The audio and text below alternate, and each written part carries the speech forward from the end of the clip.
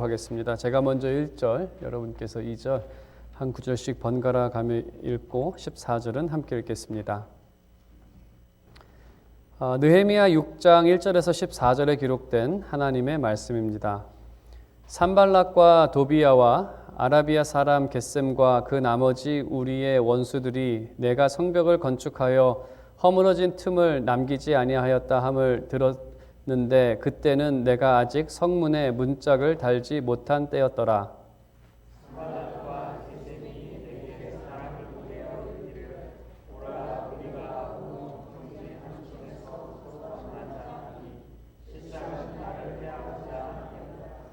내가 곧 그들에게 사자들을 보내어 이르기를 내가 이제 큰 역사를 하니 내려가지 못하겠노라. 어찌하여 역사를 중지하게 하고 너희에게로 내려가겠느냐 하매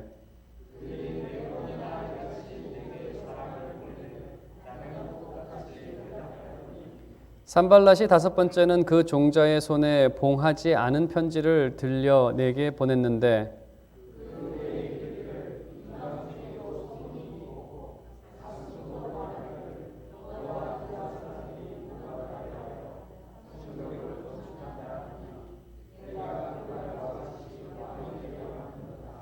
또 내가 선지자를 세워 예루살렘에서 너를 들어 선전하기를 유다의 왕이 있다 하게 하였으니 지금 이 말이 왕에게 들릴지라. 그런즉 너는 이제 오라 함께 의논하자 하였기로.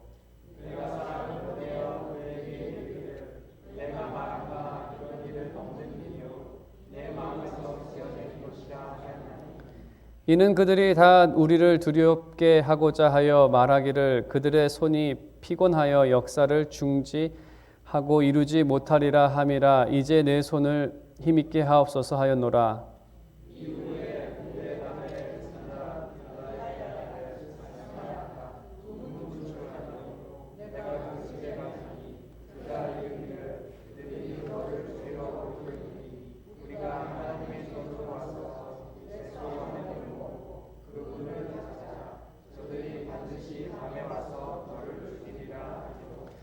내가 이르기를 나 같은 자가 어찌 도망하며 나 같은 몸이면 누가 외소에 들어가서 생명을 보존하겠느냐. 나는 들어가지 않겠노라 하고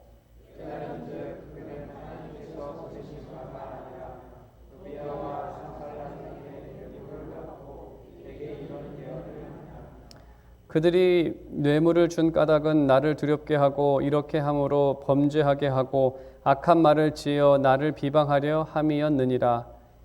내 하나님이여 도비야와 산발랏과 여선지 노야다와 그 남은 선지자들 곧 나를 두렵게 하고자 한 자들의 소행을 기억하옵소서 하였노라.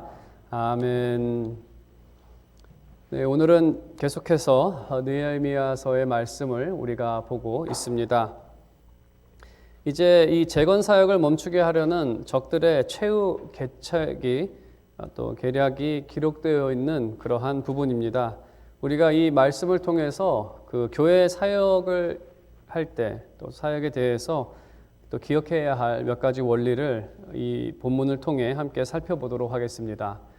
1절에 기록된 것처럼 상황은 이제 그 성이 거의 완성이 되어지고 있습니다. 성벽은 이미 다 완성이 됐고 이제 성문을 다는 일만 남았습니다. 그래서 이제 이 마지막 이 순간에 그 적들은 그 최후의 계략을 짜게 되는데 그들이 직접적인 전쟁을 하지는 못합니다.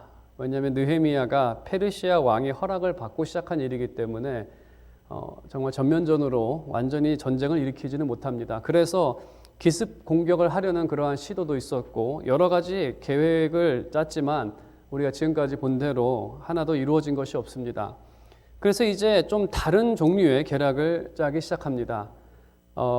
먼저 그 2절에 있는 것처럼 그 오노평지라는 좀 중립적인 위치에서 만나자는 요청을 합니다. 하지만 본문에 있는 것처럼 그들의 그 실상은 이제 오게 되었을 때 그 느헤미야를 해치기 위해서 그 만남을 요청하게 된 것입니다. 그래서 3절에 있는 것처럼 그 사자들을 돌려보내고 그것에 대해서 응수하지 않았습니다. 당연히 해를 피하는 이유도 있지만 또 그가 그들에게 말한 더 큰 이유는 자신이 하고 있는 사역이 너무나 큰 사역이기 때문에, 다른 말로 하면은 너무나 중요한 사역이기 때문에 내가 이 일을 멈출 수 없다라고 말을 합니다. 그가 오노라는 지역까지 이렇게 갔다 왔다 하는 그 거리를 생각한다면 적어도 하루나 이틀 정도를 또 이 일을 멈춰야 하는, 또 비워야 하는, 자기 자리를 비워야 하는 그러한 상황입니다. 이 말씀을 통해서 한 가지 우리가 볼 수 있는 것은 일이 거의 마쳤다고 해서 그는 쉬지 않았다는 겁니다. 그 이유는 이것이 너무나 중요한 일이기 때문에, 우리가 아무리 일을 거의 다 마쳤다 하더라도 이것이 너무나 중요한 일이라고 한다면 그것이 마칠 때까지는 그 자리를 옮기지 않습니다. 느헤미야에게는 이 하나님의 성을, 또 예루살렘을 건축하는 것보다 더 중요한 일은 없었기 때문입니다.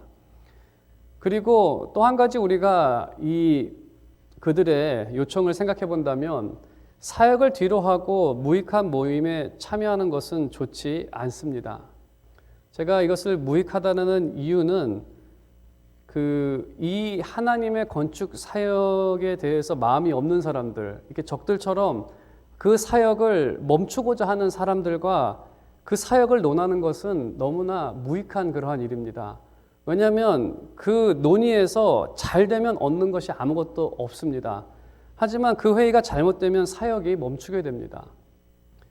그래서 교회 사역을 할 때에도 사역할 마음이 없는 사람하고는 회의를 하는 것이 아닙니다. 왜냐하면 마음이 없는 사람들은 같이 하지 말자고 회의를 하기 때문에, 느헤미야가 그들을 찾아가서 얻을 수 있는 것은 아무리 잘 돼봤자 아무것도 얻을 수 없이 그냥 괜히 하루만 버리는 거고, 잘못하면은 그들의 회유에 휘말려서 그 성읍을 멈추게 만드는.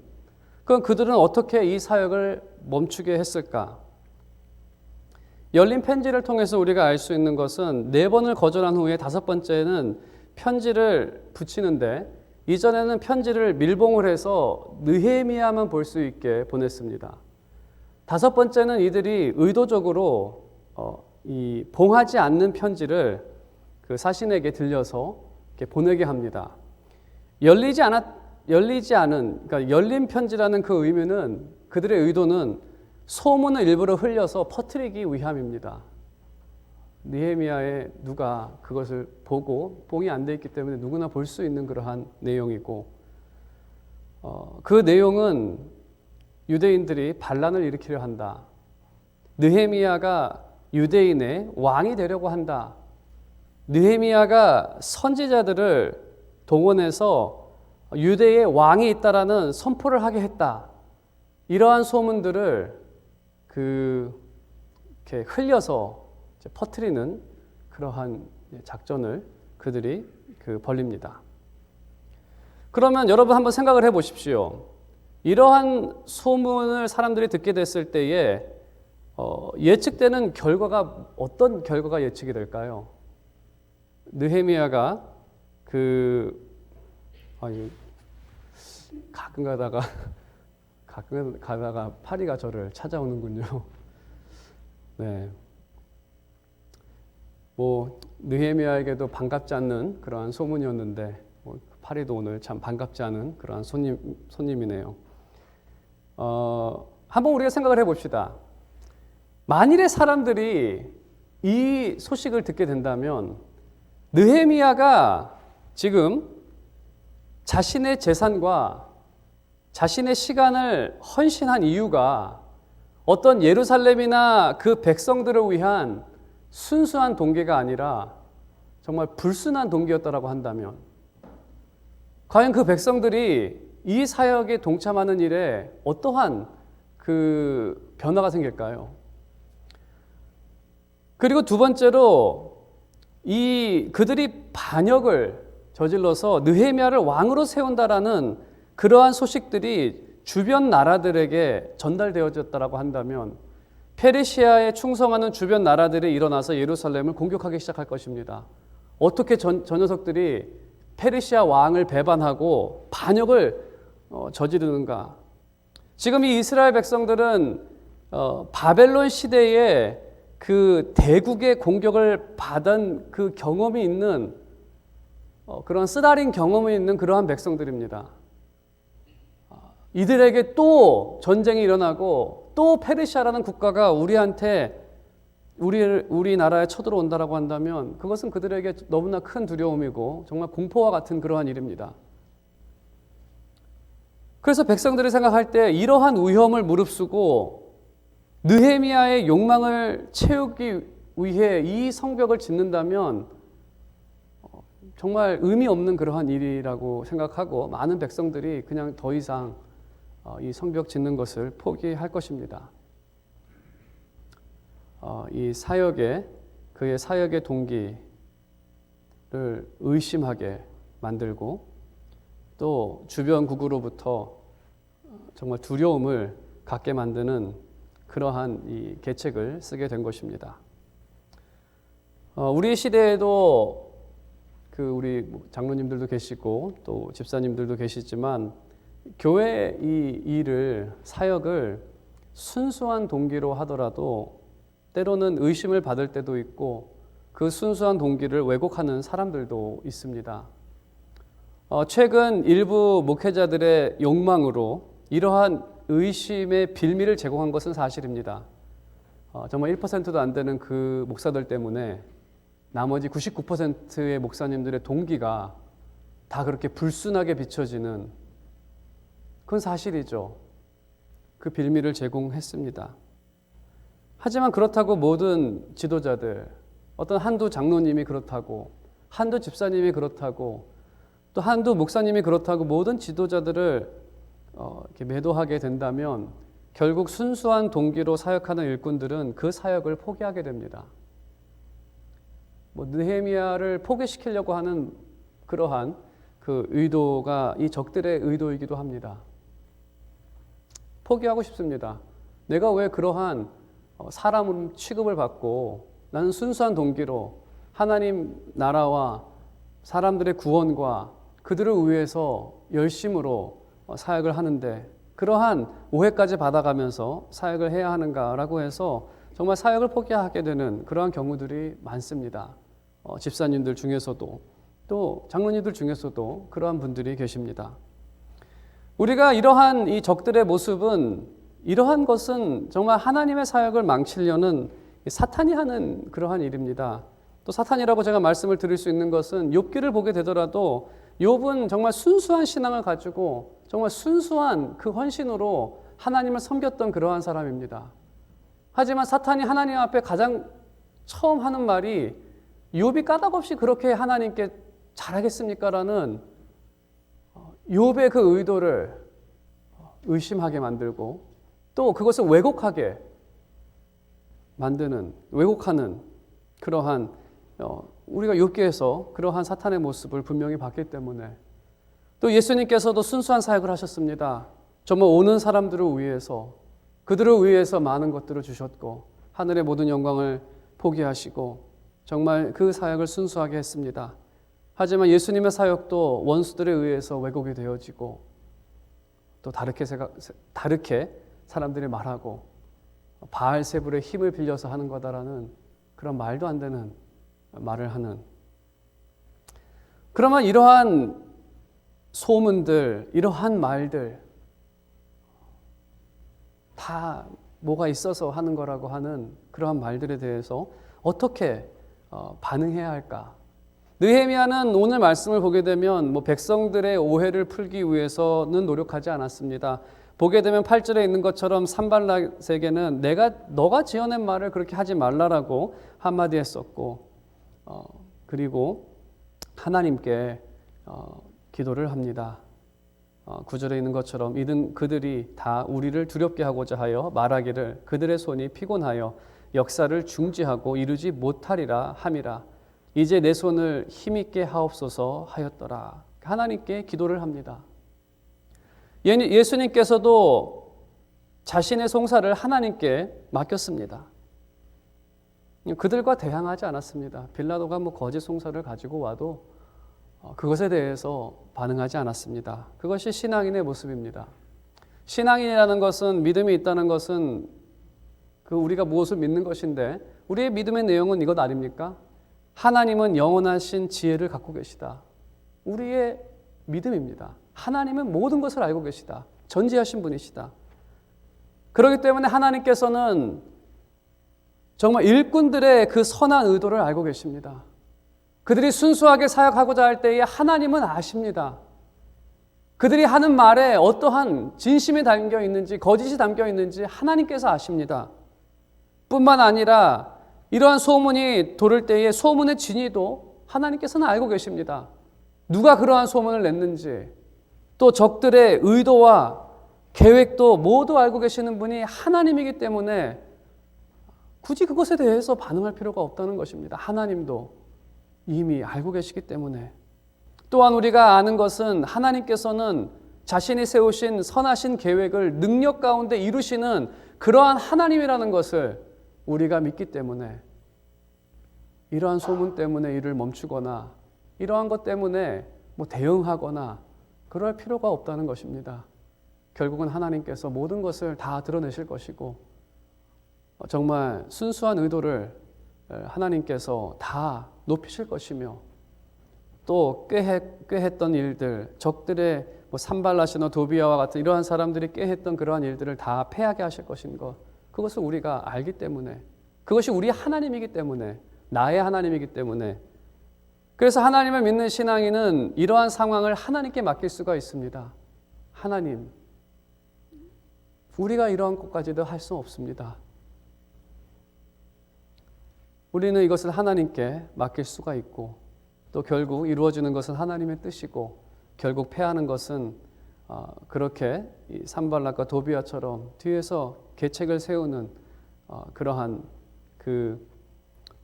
부류들은 패할 것이기 때문에 우리는 하나님께 우리의 모든 것을 다 맡길 수 있습니다. 그것이 신앙인의 모습입니다. 마지막으로 그들이 했던 일은 이스라엘 안에 있는 선지자들을 매수해서 거짓 예언을 하게 합니다. 그게 10절에 이 스마야라는 사람이 등장을 하는데 정말 보게 되면은 거의 최후 발악을 하는 것처럼 보입니다. 이 선지자를 매수해서 거짓 예언을 하게 하는데 10절에 보게 되면 스미야가 느헤미야를 자신의 집으로 초청을 합니다. 자신이 직접 가지 못하는 것은 자신이 몸이 불편해서 갈 수 없어서 아마 느헤미야를 자신의 집으로 부른 것으로 그렇게 생각이 듭니다. 그리고 이 스미야라는 사람은 이것이 마치 하나님의 뜻인 것처럼 포장해서 선지자적으로 선포를 합니다. 예언을 합니다. 그래서 곧 이러한 일이 일어날 것이다. 곧 적들이 밤에 너를 죽이러 올 것이다. 그래서 빨리 성전에 피해 있으라 라는 그러한 말을 합니다. 그럴 때 하나님께서 되게 봐도 되네요. 네. 참 별의별 게 다 이제 바더를 하는 것 같습니다. 정말 사탄이 발악을 하는 건지. 네, 아무튼 마지막 발악을 이제 하는데 하나님께서 느헤미야에게 12절에 있는 것처럼 깨달은 것이 뭐냐면 이 선지자가 하나님께서 보내신 선지자가 아니라 도비아와 산발랏의 뇌물을 받고 이런 예언을 하는 가짜 예언이죠. 하는 그러한 사람이라는 것을 깨닫게 됩니다.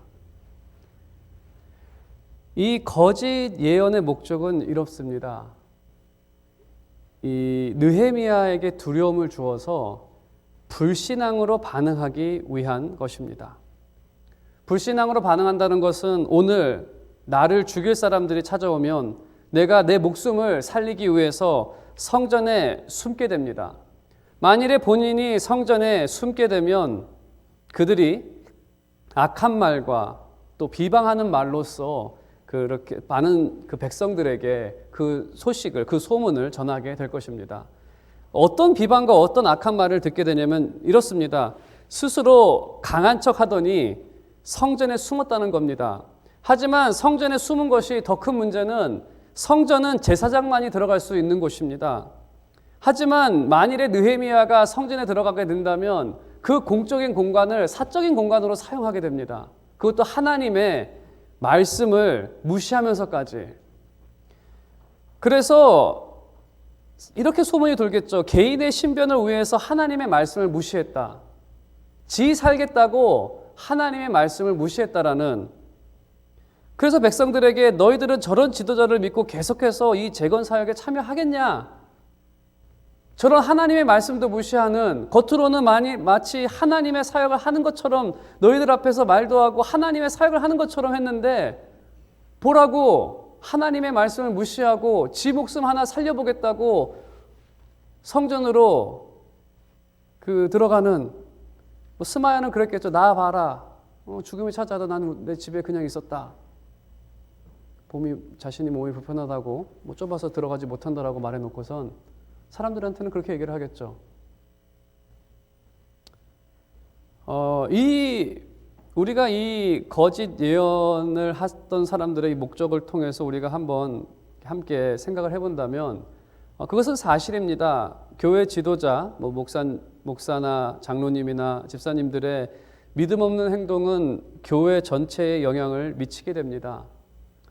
교회에 영향을 미치는 것은 제가 말씀을 드렸듯이 개인적 사정이 있습니다. 그것이 충분히 이해가 됩니다.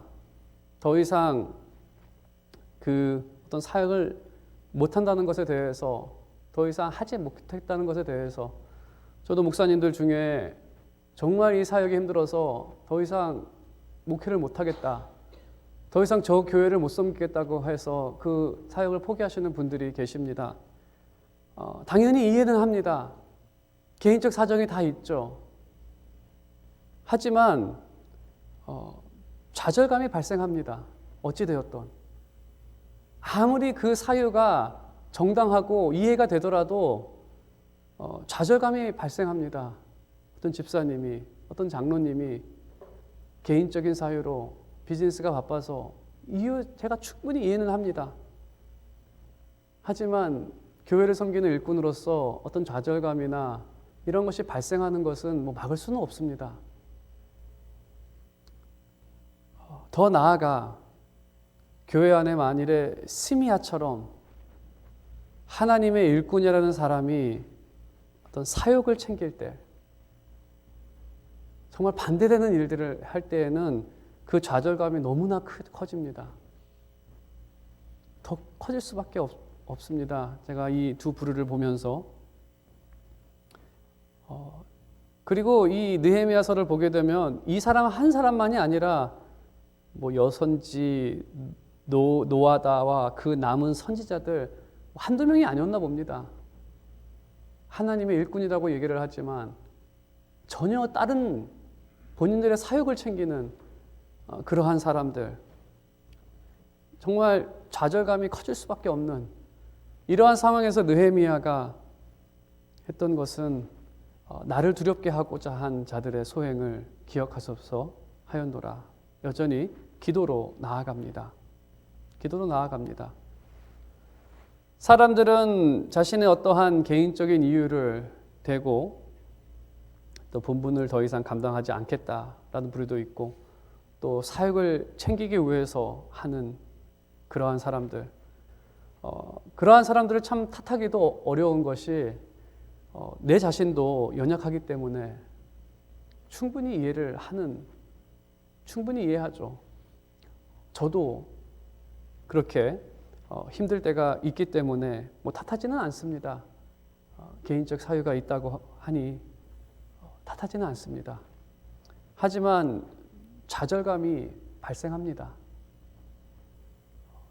정말 일꾼이라고 하는 사람이 엉뚱한 그러한 일을, 자신의 개인적인 무언가를 채우기 위해서 일을 한다면, 또 어떤 세상의 무슨 일로 인해서 맡은 바 그 일을 더 이상 포기한다면 좌절감이 발생합니다. 여러분들도 그러한 좌절감이 발생할 때도 있을 것입니다.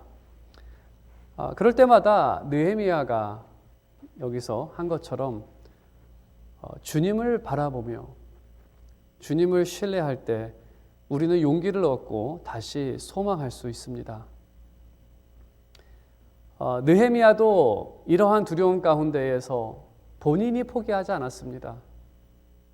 느헤미야는 총 예루살렘에 12년 동안을 있게 되는데 그 기간 동안에 자신의 그 시간을 투자할 뿐만 아니라 자신의 정말 많은 것을 투자했습니다. 그리고 이러한 소문들, 이러한 이스라엘 사람들의 모습들을 보면서도 그는 어떠한 상황에서도 이 사역을 포기하지 않았습니다. 느헤미야를 통해서 우리가 이 주님을 다시 한번 생각하게 됩니다. 예수 그리스도께서는 어떠한 상황 가운데에서도 자신의 사역을 포기하지 않으셨습니다. 그 백성들이 그 하나님의 말씀에 반응하지 않았을 때에도, 그리고 심지어 이제는 예수 그리스도께서 십자가를 지시는 그 순간까지도 하나님 앞에 그 컵을 옮겨달라고 기도했지만 하나님께서 그것을 맡겨주셨기 때문에 그 사역을 포기하지 않으신 분이십니다. 주님은 자신의 놀라운 능력으로 본인이 계획하시고 우리를 향하신 그 놀라운 계획들을 완성하실 것입니다. 그렇기 때문에 늘 다행인 것은 우리의 이 사역의 성공이 연약한 우리에게 의해 좌우되지 않는다는 것. 내가 하고 안 하고 해서 이 사역이 좌우되지 않는다는 것. 정말 누가 고만하겠다라는 그 사람 때문에 우리의 사역이 좌우되지 않는다는 것. 이 사역의 열매, 이 성공은 전적으로 주님의 능력에 달려있다라는 이 사실 때문에 너무나 다행이라고. 아무리 주변에서 여러 소문들로 사역을 어렵게 하기도 하고 또 어떤 이들은 그 사역을 포기한다 하더라도 우리가 다시 한번 예수 그리스도를 바라며 우리는 다시 한번 믿고 또 하나님의 나라를 소망하고 용기를 얻어서 우리에게 맡겨진 일에 충성할 수 있다는 것입니다. 느헤미야가 이 마지막 이 순간에 이제 하나님께 6장에 2번을 나오는데 일이 있을 때마다 하나님께 기도로 나아갔습니다. 주님을 바라봤습니다. 그래서 끝까지 충성할 수 있었습니다. 오늘 말씀의 결론을 맺도록 하겠습니다. 오늘 말씀에서는 말 그대로 이제 정말 성이 거의 다 완성되었을 때 최후의 발악을 하는 그런 산발랏의 모습을 봤습니다. 오게 해서 어떤 회의를 하게 해서 해치고자 하는 그러한 계략도 짰고 또 악한 소문을 퍼뜨리게 해서 힘들게도 했습니다. 하지만 모든 의도를 아시는 하나님을 기억할 때 느헤미야는 늘 선한 동기로 사역할 수 있었습니다.